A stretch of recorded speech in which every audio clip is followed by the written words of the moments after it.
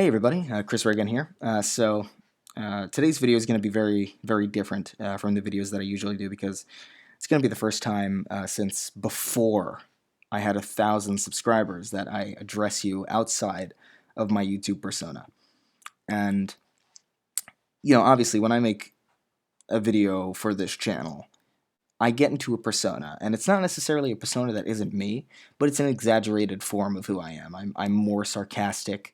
I am more kind of over the top about my actions. I move a little bit more.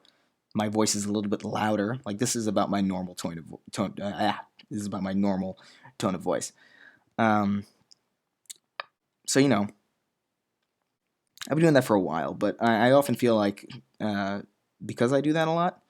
I don't get a chance to dive deep into topics that I care a lot about and dive deep into the topics that I talk about a lot on this channel.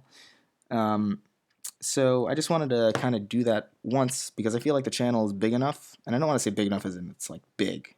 I'm still very, very small time.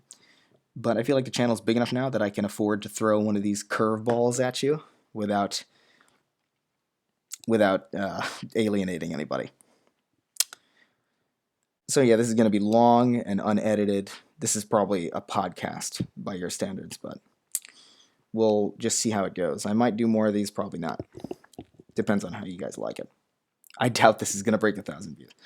But what I wanted to talk about today was social justice and feminism, and essentially why I feel as strongly about it as I do. And, some people ask me that, like, why do you feel so strongly about this stuff? It seems like such small potatoes, like social justice, ideology, and video games. That doesn't seem like a big deal. Feminism, what's wrong with feminism? So I thought I'd talk about it without making an argumentative video, just kind of voicing my complete opinions on these things. So I think a better place to start with would be feminism. So somebody sent me a video of two people explaining what feminism is, explaining that, it's about the social equality of men and women. And it's like it's another one of those feminist sales pitches. And of course, if you need to have a sales pitch in the first place, kind of implies that what you're selling isn't all that great. But the problem that I have with feminism is that it says that, this is the definition of feminism, plain and simple. It is the belief that men and women should be treated equally. That's what feminism is. And the problem with that is you can't really use the dictionary definition of an ideology to accurately inform people on what that ideology actually is. The literal definition for Nazi is a member of the National Socialist German Workers' Party. When you define that literally, it doesn't seem all that serious. It seems like a pretty standard political party. Like there's nothing necessarily offensive about those words. It's what those things become and what those things inevitably shift into that's the problem. Ideologies are not objects. They are not like walnuts. Walnuts, I don't know why I said it that way. They're not like walnuts or like wristbands or tables. Those things are consistent. They are always what they are. Sometimes the shape of them might change, but ultimately they still serve the same function. A wristband goes on your wrist. A table is a thing for you to put stuff on, and so on and so forth. You get it. But an ideology changes and distorts over time. It's constantly shifting. I mean, that's the purpose of an ideology, is to last as long as it can. And in order to last as long as it can, it needs to change with the times. That's ultimately what an ideology is. I mean, you can look at political parties from the 1950s and compare them to political parties now, and you could see that a Democrat in 1950 would not agree at all with a Democrat in 2005. I, as a liberal, would be considered a conservative now when I would have been considered a bleeding heart liberal not 6 years ago. Ideologies become extreme. That's what they do. That's why when you look at the Republican Party right now, it's a joke. That's why when you look at the Democratic Party right now, it's a joke. It's because ideologies become extreme over time. And you can look at the dictionary definitions of those ideologies, and they're not offensive in any way. But then you look at those ideologies in practice, which is what my argument for towards feminism is that I believe in the equality of men and women. I believe that wholeheartedly. So why do I need to be a part of an ideology to support that idea? Why does feminism own the concept of gender equality? Why is it that if I'm not a feminist, I cannot believe in the equality of men and women?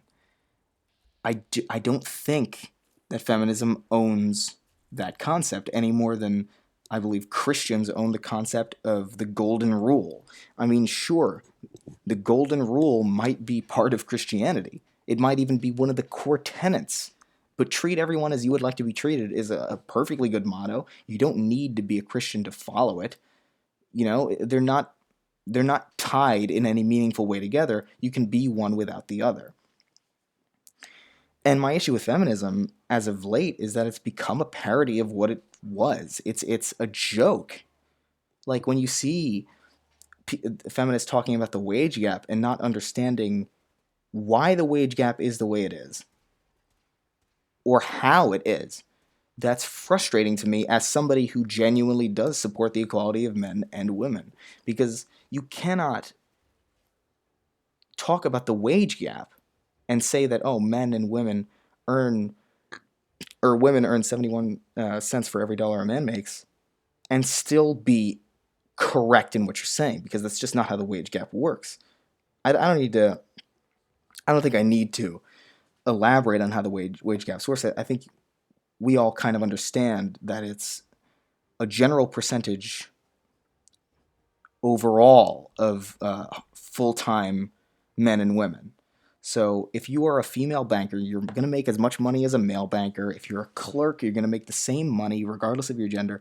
The difference comes in over long periods of time. And over long periods of time, more men tend to work longer hours and stay at work longer and retire later. That's where the wage gap comes in, is that women make 71% of what men make because they work 70% of the time that men work.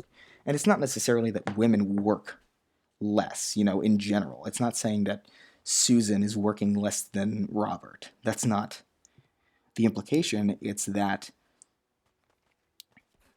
Susan might settle down. Maybe she has a kid. Maybe she's pregnant, so that's a year off of work to raise the kid. Maybe she finds something else that she wants to do instead of going back to her job. Maybe it's a lower paying job because her husband's making the money. Maybe that amounts to her making less money.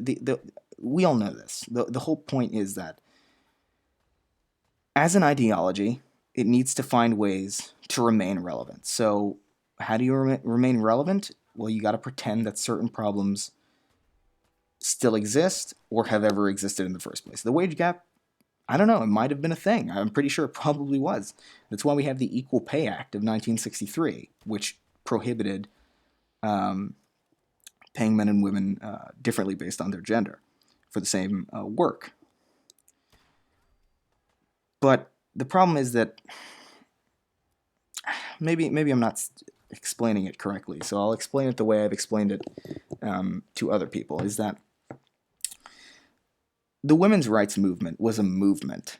It was a group of people moving towards a goal. That's what a movement is. It's a group of people moving to get something done.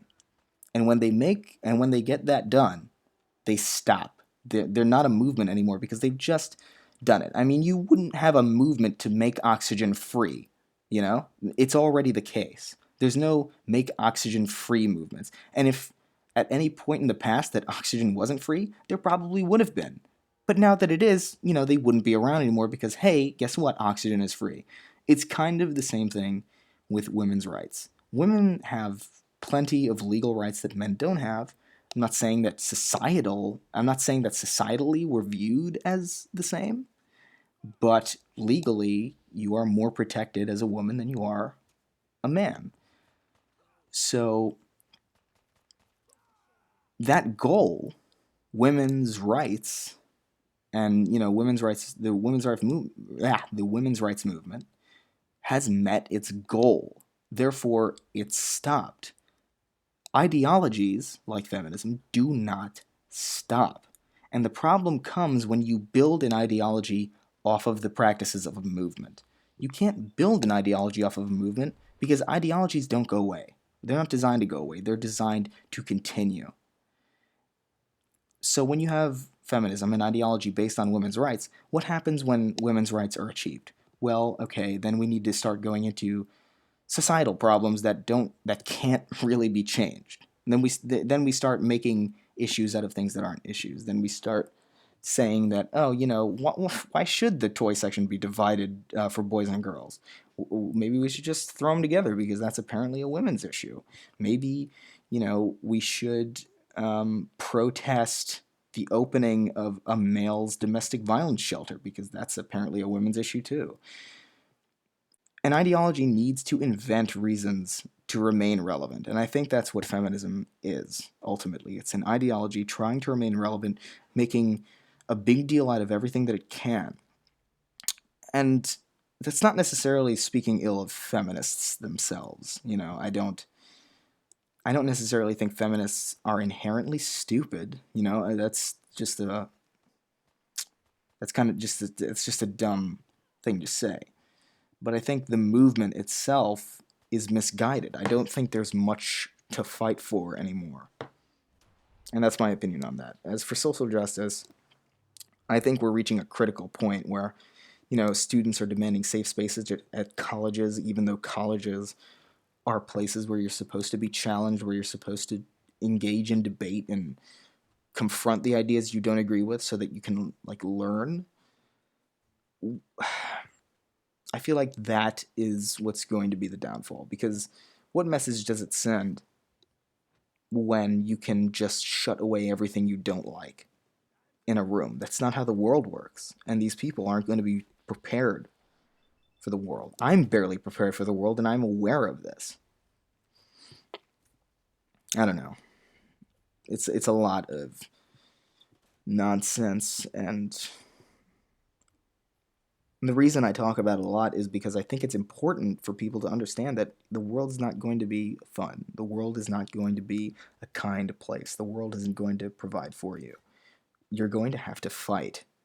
And I don't think that's a right-wing point. I think that's pretty much basic instincts. The world will not hand things to you. And I've been pretty fortunate. I don't know. I sound really depressed right now. But I promise you, it's 3:30 in the morning and I can't sleep, and I thought I'd do something like this to help. I don't know, maybe not pass the time, but just kind of chat, get across some of my feelings on stuff. I probably wasn't very informative. I probably wasn't very coherent either. I usually write stuff out before I make a video, or if I don't write stuff out, I usually take multiple takes, but this is one take, and I don't intend on doing another one. So, yeah. I don't know. If you have any questions, I'd be happy to engage with them. God, I just realized I sound like fucking NPR or some kind of radio DJ. Um, I apologize if I sound very boring. Or maybe that one guy is going to be in the comment section saying that my voice sounds like butter, which I honestly, I don't understand how you could possibly come to that conclusion. But, it's you. Who's going to tell you you're wrong? And I'm rambling at this point. I forgot what I was even talking about. But I guess that's it. Ironically, or not ironically, but coincidentally, we're coming up on the 15-minute mark, which used to be my time limit for making videos, which is why more recent videos have been a little bit more focused on entertainment than necessarily full-blown arguments. I think my video on the Anthony Birch, not the Anthony Birch, the girl Birch, when she was on that anti-video game thing, was cut short. I had to cut a lot of arguments out of that one.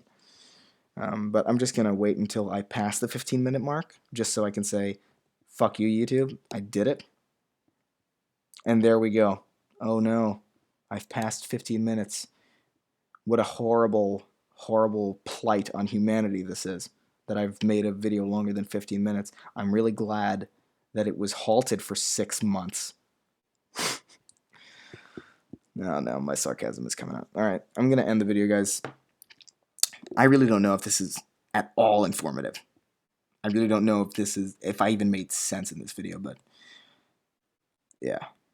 I'll see you guys next time. New cover probably soon, new video coming soon. I'm going back to New York really soon, so that's going to be happening, which is good because I miss New York a lot. But yeah, that's it. Thanks a lot, guys. I'll see you next time.